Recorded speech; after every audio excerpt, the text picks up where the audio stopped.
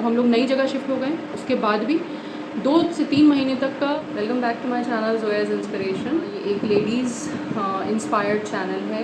2 reasons की वजह से मैंने ये चैनल बनाया है। पहला रीज़न जो है, अगर कोई मैरिड नहीं है तो भी आगे जाके कोई मैरिड किसी चीज़ में इतनी ज़्यादा प्रॉब्लम ना आए मैरिज में, उसके लिए क्या क्या आपको पहले से ही ध्यान रखना है। एक तो ये रीज़न है। दूसरा रीज़न है कि जो मैरिड ऑलरेडी हो चुके हैं, काफ़ी साल हो चुके हैं उनको शादी में, तो उनको क्या क्या चीज़ें अब एक्सेप्ट या बर्दाश्त नहीं करनी चाहिए।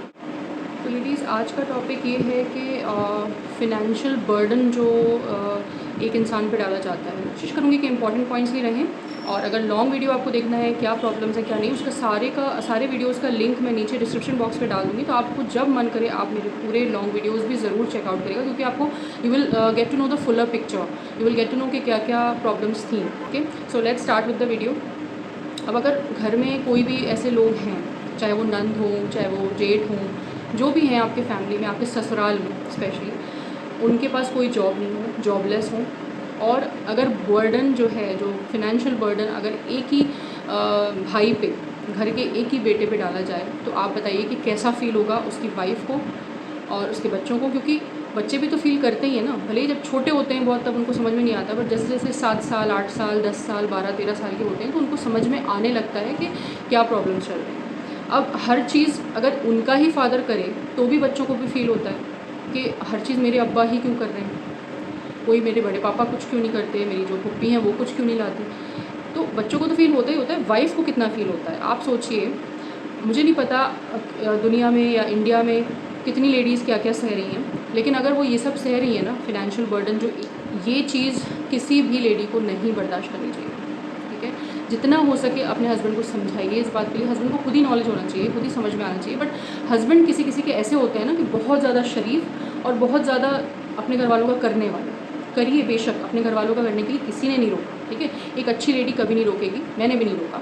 बट जब ज़्यादा हो जाए, जब आपके घर वालों के करने की वजह से आपके बीवी बच्चों के लिए भी कम पड़ रहा है, कुछ चीज़ें अगर आपके बीवी बच्चे एक्स्ट्रा चाह रहे हैं आपसे करने को, जो हो सकती हैं, अगर आप वहाँ पे फिनेंशियली ज़्यादा ना दें अपने घर वालों में, तो तब थोड़ा सा फ़र्क पड़ता है, और वो गलत भी है। हर बीवी और बच्चे का हक होता है, उसके जो हस्बैंड हैं या उसके जो अब्बा हैं बच्चों के, उनको जो है अच्छे से प्रोवाइड करें।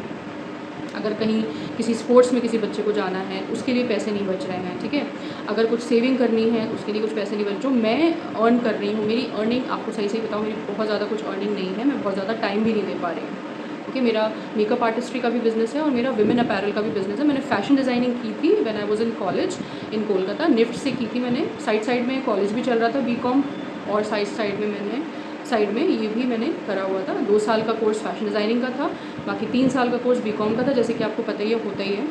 तो मैंने डिज़ाइनिंग तो मैंने काफ़ी साल तक की ही नहीं, क्योंकि बच्चे मेरे छोटे थे, और उसके बाद भी डिज़ाइनिंग में बहुत चीज़ें होती हैं। लाइक आपको कौन सा मटेरियल लेना है, कैसे क्या मतलब मटेरियल सेट होगा, फिर आपको मटेरियल लेने भी आपको खुद ही जाना होता है, और सिर्फ मटेरियल की बात नहीं होती है, आपको एक टेलर देखना होता है जो पर्सनलाइज़ आपके कपड़े जिस तरह से आप डिज़ाइन करना चाह रहे हो वैसे वो करे ना। बहुत सी चीज़ें होती हैं। मेकअप आर्टिस्ट्री में ये होता है कि आपको मेकअप अच्छे से, आपको प्रैक्टिस आपने कर ली 1-2 साल, और उसके बाद आपने इन्वेस्टमेंट किया एड्स वगैरह में, तो आपके पास अगर अच्छी लीड्स आती हैं तो आपका वर्क उसमें निकल जाता है। जैसे ही आपने मेकअप किया, हाथों हाथ आपको पेमेंट मिल जाता है, या फिर उससे पहले ही आपको एडवांस मिल जाता है, जो कि एक प्रोफेशनल वे होता है। तो यहाँ पे मैं इसलिए ये बता रही हूँ कि मेरा कोई बहुत ज़्यादा अर्निंग नहीं है, क्लाइंट्स भी मेरे अभी कम ही हैं। मेरा स्टार्टअप है मेकअप आर्टिस्ट्री बिज़नेस का, मुझे 4 से 5 साल हो गए हैं इस बिज़नेस में। अब मैंने अपना एक स्टूडियो ओपन किया है, जहाँ पे मैं शिफ्ट हुई हूँ, वहाँ पे मैंने एक छोटा सा एक अपना स्टूडियो ओपन किया है, और इंशाल्लाह कोशिश मैं करती रहूँगी, और आप लोग भी दुआ करिएगा कि मेरे अच्छे से चल जाए।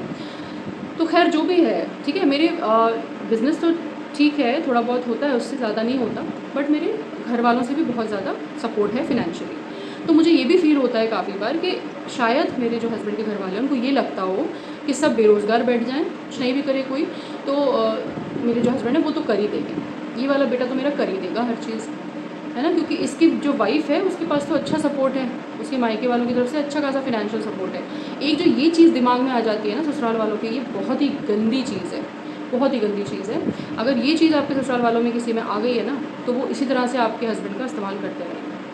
इस्तेमाल इन द सेंस, अब हम लोग नई जगह शिफ्ट हो गए, उसके बाद भी 2 से 3 महीने तक का बिजली का बिल जो है मेरे हस्बैंड ने पे किया। कितनी गलत बात है ये। मतलब मेरे जो जेठ थे हस्बैंड की शादी के बाद 1 साल तक उन्होंने बस पे किया था, उसके बाद उन्होंने छोड़ दिया था। होना भी यही चाहिए।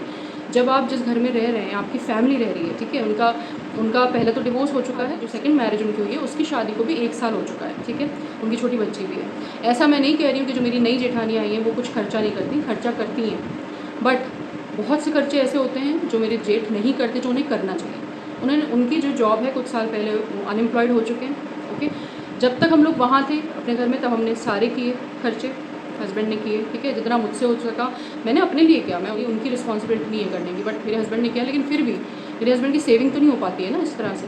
अगर वो अपने पैसे एक ऐसी चीज़ में खर्च करेंगे जो कि उनका हक नहीं है, अगर उनके बड़े भाई ने या उनकी बहन ने जो भी मतलब खर्चे करने हैं वो उनको खुद उठाने हैं, या उनके लाइफ पार्टनर को आपस में मिलकर देखना है, किसी और फैमिली मेम्बर के ऊपर नहीं डालना चाहिए।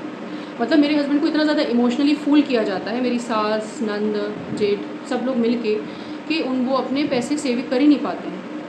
अगर आप लोग के साथ भी ये प्रॉब्लम है प्लीज़ कमेंट करके बताइएगा। और मैं इसमें कुछ कर भी नहीं सकती ज़्यादा, अगर मैं बोलती हूँ तो वो कहते हैं अगर उनके पास है ही नहीं, अगर मैंने बिजली का बिल दिया ही नहीं थोड़ा बहुत, मतलब अभी तो ये है कि थोड़ा बहुत उन्होंने दिया है, बट जेठ ने, बट तब से जो है मेरे हस्बैंड ही दे रहे हैं, ठीक है।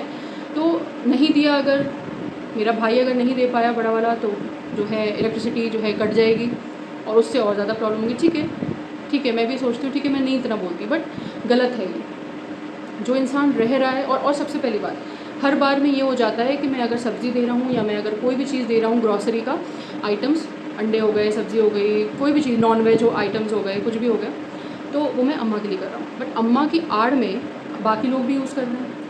और मैंने ऐसा नहीं है लेडीज़ कि अभी ही ये प्रॉब्लम हो रही है, मैं ये प्रॉब्लम 14 साल से, जब से मैं शादी हुई तब से मैं ये देख रही हूँ।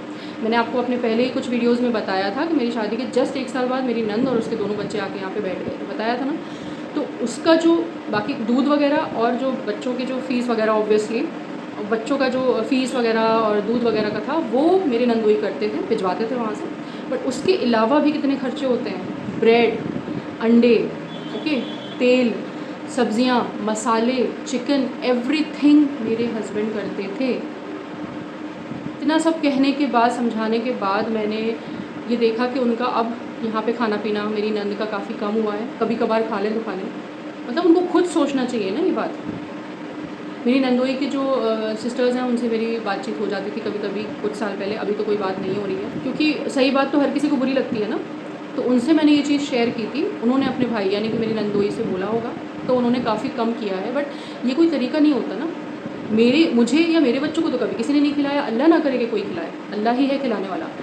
बट आपको किसी फैमिली मेम्बर के ऊपर बर्डन नहीं बनना चाहिए ना कि ये भी कर दो वो भी कर दो। इवन अभी तक टिल नाउ, अगर मैं नए घर में अपने शिफ्ट भी हो गई हूँ, ये सारी प्रॉब्लम्स नहीं जा रही हैं। ये जो फिनेंशियल बर्डन मेरे हस्बैंड पे डाला हुआ है ये नहीं होना चाहिए। और मैं अपनी तरफ से पूरी कोशिश कर रही हूँ, हस्बैंड को भी समझाया हुआ है, वो भी समझते हैं, ऐसा नहीं है। बट फिर भी अगर उनके फैमिली मेम्बर्स वो ये कहते हैं कि मेरे खून के रिश्ते हैं, ओके, हाँ ठीक है खून के रिश्ते हैं, बट उनका गलत इस्तेमाल किया जा रहा है। ना ही मेरी सास बोलती है इस बारे में कुछ कि हाँ ये गलत है या तुम नहीं करो इतना खर्च।